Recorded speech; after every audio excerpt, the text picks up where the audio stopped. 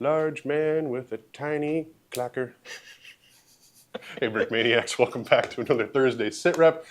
Were you expecting two different people? I wasn't. Yeah, good. Thank you, Brendan. At least somebody's on the same page as me. Exactly. Anyways, we got another awesome week ahead for releases, pre-orders, all that kind of stuff rolling out. But the reason I've got Brennan here is because of our premiere model this week that we're kicking off. Typhoon. It's kind of like the Concorde of fighter jets. It's a collaboration project between, I believe, Great Britain, Germany, I think Spain was a part of that because they fly them as well, and possibly Italy because those are the four kind of primary users of it. And basically, these four countries came together and said, let's just make the best modern fighter jet we can. And they came out with a pretty good contender with this beautiful delta wing design. It is really unique looking. It's sure. really unique, unless you count the French, which we don't. No offense to our fans in France, we love you. But yeah, no, it's got this really distinctive kind of shape going on here. See right there. And that wing angle is... I'm not sure anyone else cares about this, but I do, because I spent 3 weeks trying to make it work. Oh, trust me, they care. But most people, when you're going to be making this angle, I believe this one is a 54.5 degree something angle. And most people will say just, oh, we'll find the nearest approximation. At one point, I was using the 55 angled slopes, the ones you see in like the old Indiana Jones flying wing and stuff like that. Or you go with just a straight 45. And neither of them meet the fuselage in quite the right place. Okay. And that didn't feel right. You mean you were being meticulous about an aircraft? It's weird, Say right? it ain't so. So, I'm really happy to have gotten that out. It's not, you know, I don't think it looks bad at all, honestly. It's got some depth, some interesting features to it. And yeah, I wouldn't have thought of this. Because normally what you're going to need to do is you're going to need to cut all the way into the end of the wing to get that angle right. And I managed to fit it in just the front, which means you have a lot of space underneath as well. Nice. For a lot of things. We currently have a pretty decent payload sitting on here. You've got your 4 Meteor missiles, a couple of Sidewinders, and some 1,000-gallon or kiloliter drop tank. Fuel tanks, yeah, there you go. They've got gas in them, and they're big. Well, and as I can see by you picking it up and handling around, does it have that iconic Brennan durability? It does. Swoosh it around your room? It does. Oh, yeah. No, for a time when I was building it, it's kind of hard to find a place to grab it because most of the mass is on the top. Sure. But if you can find a spot, which is usually probably right about here, like, you can still swoosh that around. That's what I love to see. And it's nice and sturdy. You can, once you put it together, for a time you couldn't do this. I would advise against it. But you can just grab it by the front if you've got some decent grip. And you don't have sweaty hands like I do. So yeah, it's got some serious durability. We've got the canards, which are fully functional, so you can tilt them down in the way they're supposed to, and they're not going to scrape against anything, and they still sit nice and tight to that fuselage. Beautiful. So, very happy with that. You've got your air brake sitting in the back here. It's a little harder to see from I already saw the arrestor hook. But yep, and the arrestor hook on the underside, which is buried in there. I'm very, get you a good shot of that, but I'm very proud with how we got that in there. It's a little tricky. You'll figure it out when you get to build it. Some classic thrusters on the back. The canopy was weird, just because the Eurofighter's canopy is so absurdly long. Big, yeah. For fitting just one guy in there. Like it literally does come all the way back to here. And Lego just doesn't make anything that can fit that. And so we had to kind of do some hand waving, use this classic canopy piece attached to some more. Yeah, okay. Some more of those clear pieces. We finally got those clear plates with the clips on them. Yep. So nice. Oh my goodness. But yeah, that allows you to kind of get the feel and the long, pullback of that canopy while also still using parts that make sense. Yeah, absolutely. There's nothing against brick building a canopy, but like I feel like when you have something as sleek and clean as this, what you don't want to do is have it be just constant cheese loop all the way back. Because it looks a little too chunky. Looks a little too chunky. Yeah, so you've got a fairly fully modeled cockpit. It's a little hard to see with the canopy in the way, but we're going to get a HUD, some control panels and all that. You got your joystick, lovely seat, ejector seat sitting in there. Do you know anything about the printing that we got in store for this bad boy? I do. We've got a decent amount of printing. So you're going to get your HUD, your radio, everything in the front of the cockpit. You're going to get your gun port, which is sitting over on the side here. That's getting printed. We're doing Luftwaffe instead of RAF or Spanish.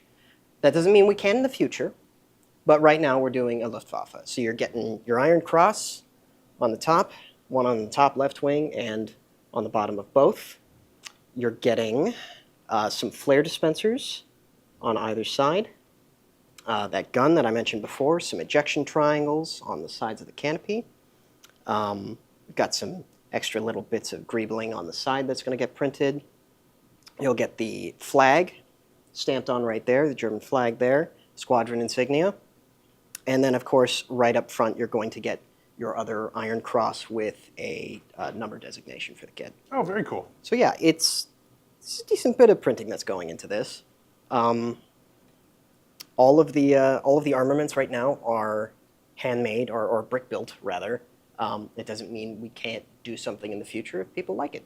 You know, we can get some proper 3D printed sidewinders. It's a little bit of a two sides of a different coin. Some people really appreciate the brick built bombs. Other people are like, yeah, come on, make it as accurate as you can. Right, exactly. And so I like leaving that as an option. But hey, if you guys like it, we can speak up. Yeah, exactly. Speak up. We can totally go into making. I wanted to make some Iris missiles, which are more unique to these planes, but they also use sparrows, and you can actually make a sparrow out of bricks. I've never seen an Iris that really made me, because it's mostly fin all the way back, and some people just do the same thing we do on the end of the sidewinders with just alternating. Oh, sure. That makes sense. Rocket bricks. It just doesn't look quite right. So, yeah, but that's an option.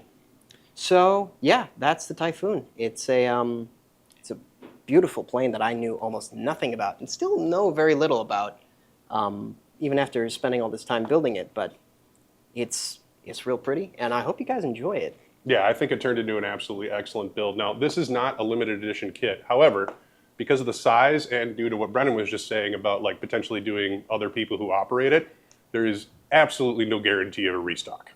So it could be limited edition without us really even knowing it. So if you want to get in on this, I highly recommend you jump in on the pre-order this weekend. We're going to do like we do with most pre-orders. We're going to try to keep production open as much as possible. This is a lot of bricks though, so there's only going to be a certain amount that we're going to be able to add over the weekend.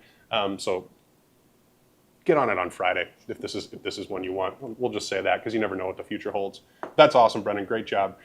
We do have another pre-order coming up this weekend. This is a Type 94 done by Andrea, and I'll kick it over to the design room actually because he was in town just recently, and we'll hear a little bit more about this World War II Japanese truck.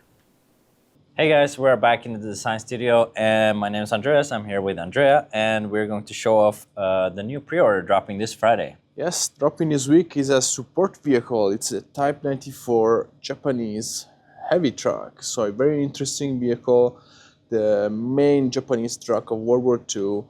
And there's not too much history about it. It's just a super useful and well-built truck. And so let's go dive into the features. So the first thing you notice is this beautiful fabric. This is a test canvas. fabric. This is a test Obviously, built this is just from paper. just paper. It would be beautifully crafted, handcrafted by Slam. He's gonna cut each and every one of these by hand during the course of the next few weeks. Yeah. So one other interesting feature of these trucks. So almost every truck is 8-stud wide. So German trucks, Italian trucks, American trucks. These guys very slim. So it was very cool to get to design with these measures. It's not something you get to do every day. It comes with some invaluable supplies for your troops, and it of course both sides drop down bed, and you can fit maybe you can build a anti-air gun for your crew. Of course, 2 guys fit in the front, and yeah, just a truck. Every army needs their trucks to move things around, foods, ammunition. So this is the perfect addition to any Japanese collection. Yeah, it looks fantastic. It's a great price point. A Will great go price point, perfectly yeah. with all the Japanese stuff you've been doing lately. of course, this is Pacific War theme is coming back and is strong. The war So, is won by its supply lines, so I mean, get the truck. Get the truck. All right, well, thank you, Andrea, from a past timeline.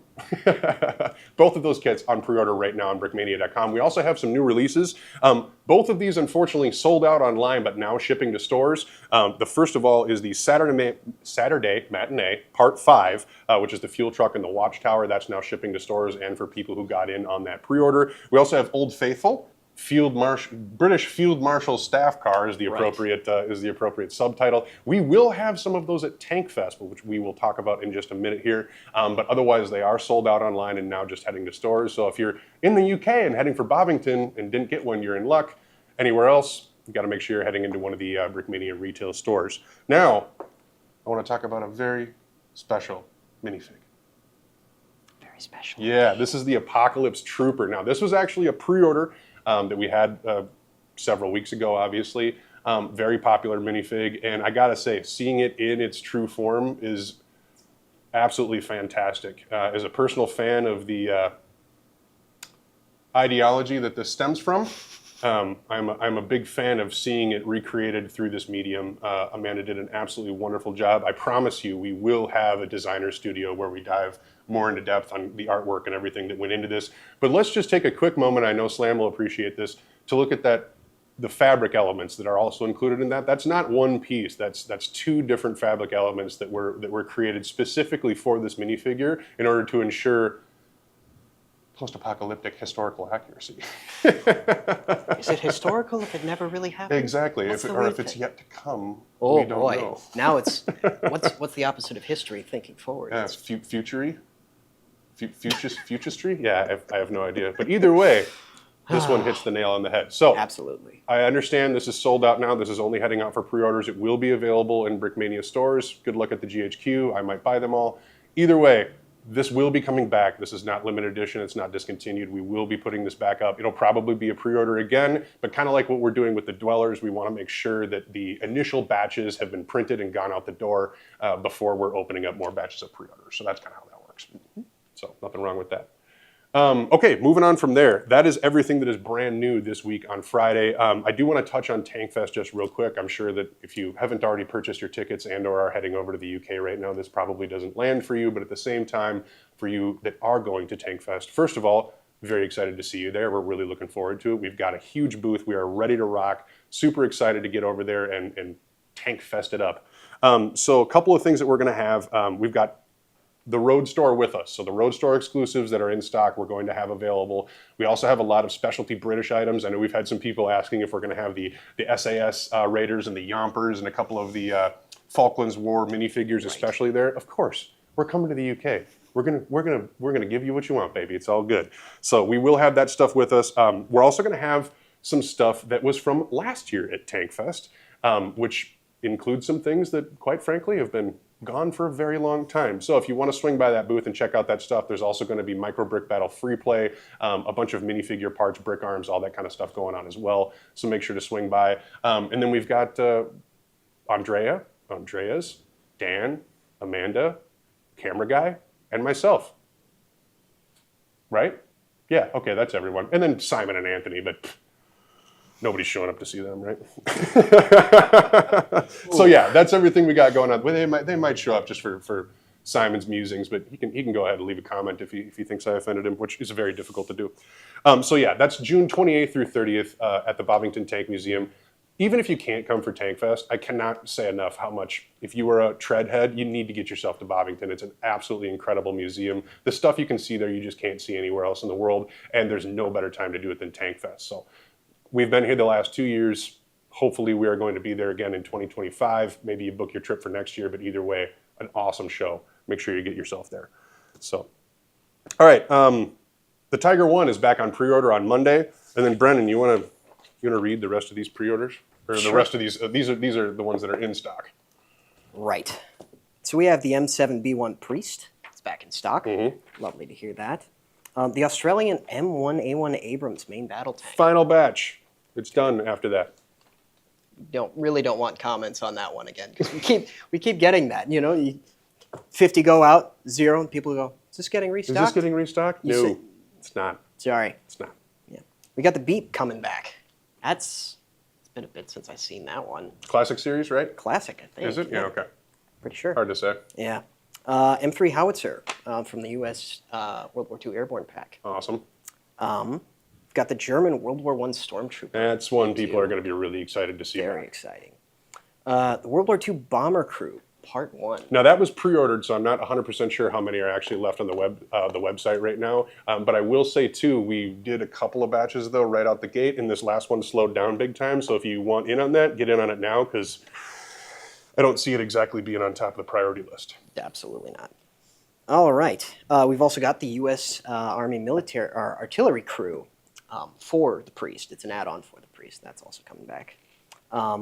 We've got the Perfect Caliber M1928, and of course the Perfect Caliber M41A pulse rifle. Pulse rifle, which Me you may have, you know, in space, no one can hear you go pew pew. I would certainly hope not.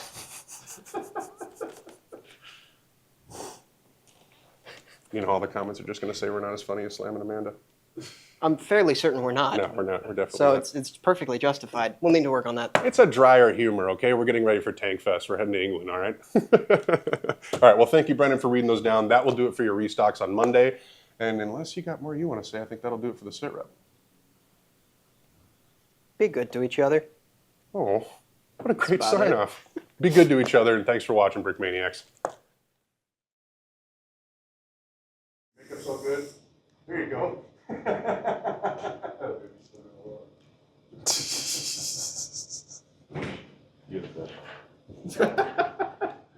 My teeth. Perfect.